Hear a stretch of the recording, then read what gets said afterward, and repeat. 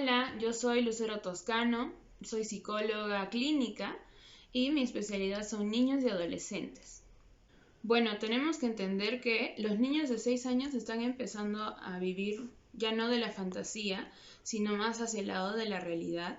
Y eso hace que también tengan más conciencia de su propiedad, de su propio cuerpo, de sus propias emociones. Entonces, a esos niños tú les puedes preguntar, por ejemplo, cuántos años tienes y ellos ya saben decirte que tienen 6 años, que su nombre es tal, que viven en tal lugar, ¿no? Que sus padres son tal. Entonces ya tienen más conciencia del entorno. Entre los 5 y los 6 años ya van dominando la motricidad fina. Si bien ya han dominado la motricidad gruesa, que es saltar, saltar en un pie, saltar en dos pies, que es muy importante para ir dominando la motricidad fina, que les ayuda a escribir, a construir cosas, a ser más creativos en sus proyectos. Entonces eso se va desarrollando entre los 5 y los 6 años. O sea, un niño a esa edad ya puede hacer construcciones grandes. O sea, ya puede construir cosas sin perder el pulso. Claro, y es muy común a esa edad, por ejemplo, ver que muchos niños utilizan cajas, utilizan maderas, empiezan a utilizar más imaginación para construir ya no solo cosas pequeñas, sino cosas grandes, para que ellos puedan utilizarla en sus juegos de representación. ¿Cómo es la imaginación de un niño de 6 años? Va a depender mucho de su entorno, porque si el entorno, por ejemplo, es muy opresivo, no es tan permisivo con el niño no tiene la oportunidad de dejar volar su imaginación y crece en una caja, ¿no? Cuadrado en una caja. Pero también depende mucho de cuánto interactúa el medio con el niño, porque desde ahí saca elementos para su imaginación. Entonces, con la imaginación los niños pueden llegar a resolver problemas mediante la construcción de proyectos, ¿sí? En su juego los niños hacen proyectos y utilizan bastante la imaginación para resolver emociones, problemas del día a día, para expresar qué cosa les está pasando interiormente. ¿A qué edad los niños se dan cuenta de la muerte? ¿Y cuándo lo sienten más? ¿Cuándo son más conscientes? Entre los 5 y los 6 años empiezan a sentir más esa pérdida, porque cuando vamos dejando la imaginación, porque la imaginación nos ayuda a pensar de que va a volver, que va a estar en el cielo, en una estrella, que se ha ido pues en un avión, ¿no? Muchas veces les dicen a los niños se ha ido a dormir, que es algo errado, porque le puede agarrar puede enlazar esa acción de dormir con irse para siempre, ¿no? Entonces es algo que no debemos hacer. Pero también, De cómo un niño de 6 años logra procesar estos acontecimientos de luto, de muerte. uh-huh, el hecho de que de los 5 a los 6 años empiezan a dejar un poco más la imaginación y empiezan a ser más conscientes de la realidad, la muerte ya no es algo como, ya no lo toman como, bueno, se va a ir y va a volver, ¿no? Ahora la muerte es permanente, ya no hay vuelta atrás y los niños empiezan a entender eso. Entonces, muchas veces se manifiesta en sueños, cuando sueñan que uno de sus padres se muere, alguien de su familia y despiertan llorando, ¿no? O también lo representan en su juego, cuando ya se murió el perrito, su abuelito, su mamá, un tío cercano, ¿no? Entonces ya son más conscientes de que la muerte ya no es reversible y eso también les trae un poco de conflicto porque empiezan a tener miedo incluso de perderse ellos mismos, ¿no? Entonces es muy importante hablar con mucho cuidado de la muerte con los niños, pero hablarles de que existe. Entonces es importante empezar a ver en qué momento nuestro niño está dejando esa imaginación y está entrando a comprender que la muerte es permanente, como les digo, de 5 a 6 años por lo general.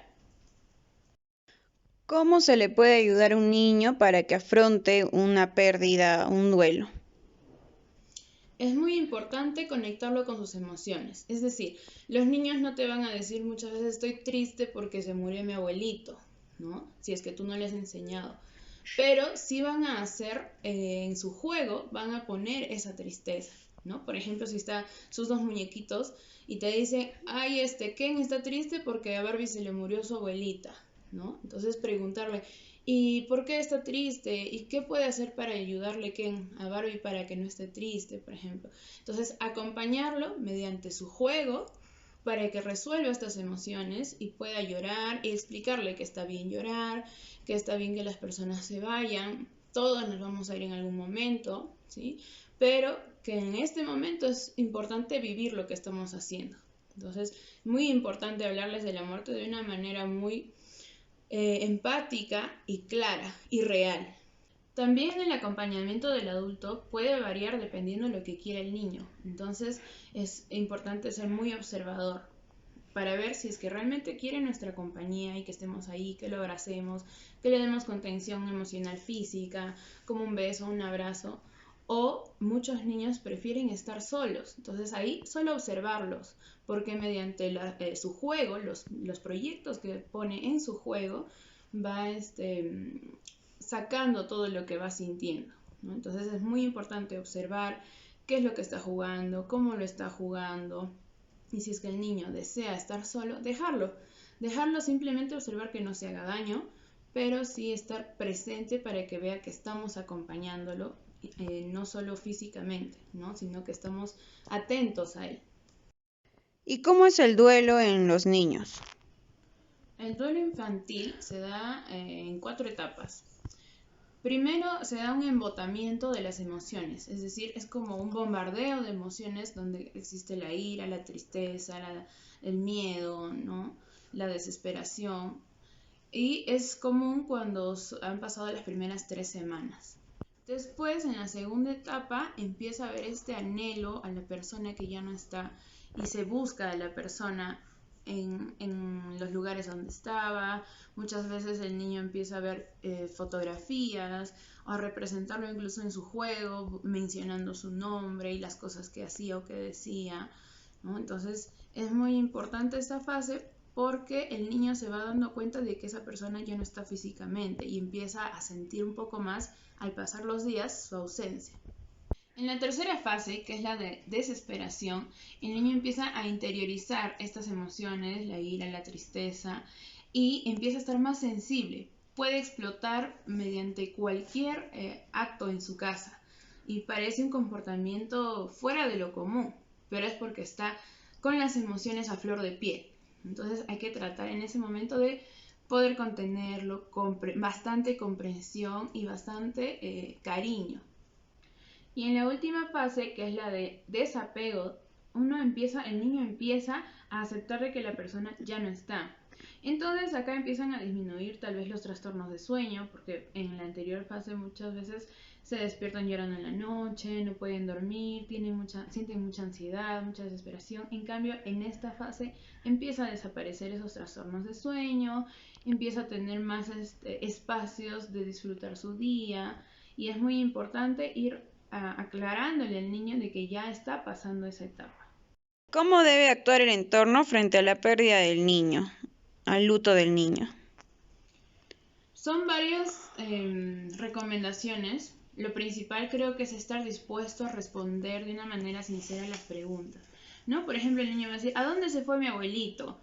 No decirle si ha ido a dormir, no decirle si ha ido al cielo, ¿no? Sino poder explicarle de que ha muerto, que las personas que mueren ya no regresan, pero que ya no está sufriendo, ya no le duele nada, que igual nos queda el cariño que nos ha dado. Entonces, algunas personas adultas piensan que los niños no lo entienden, pero en el momento de contestar sus preguntas con mucha sinceridad, el niño siente calma porque se da cuenta que no es el único que está sintiendo estas sensaciones que son nuevas para él.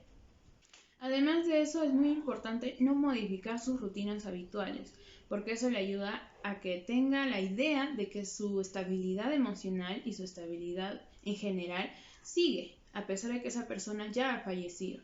Y que eso le enseña a ser resiliente, a que uno puede superar las pérdidas, que las emociones están bien y son correctas de acuerdo a lo que se está viviendo, ¿no? Por ejemplo, la pérdida nos genera tristeza, muchas veces ira, y está bien sentirlas. Es algo normal del ser humano tener miedo y tristeza, e incluso ira, pero que lo podemos ir trabajando y podemos irlas superando. Entonces, es muy importante que el adulto le empiece a demostrar esa resiliencia desde muy pequeños. ¿Qué pasa si al niño no se le respeta en el duelo? ¿Qué pasa más adelante? Una pregunta muy importante porque Nosotros enseñamos el respeto y la responsabilidad afectiva desde pequeños. Entonces es muy importante que el adulto significativo del niño le enseñe esta responsabilidad afectiva. Es decir, yo respeto mis emociones, mi espacio personal y también respeto las tuyas. Las aprecio, las comparto, muchas veces soy empática y te ayudo a superarlas. Entonces es muy importante darle ese mensaje al niño de que sus emociones son dignas de respetarse para que también aprenda a respetar la de los demás. Muchas gracias, psicóloga. Muchas gracias por esta entrevista. Nos vemos pronto.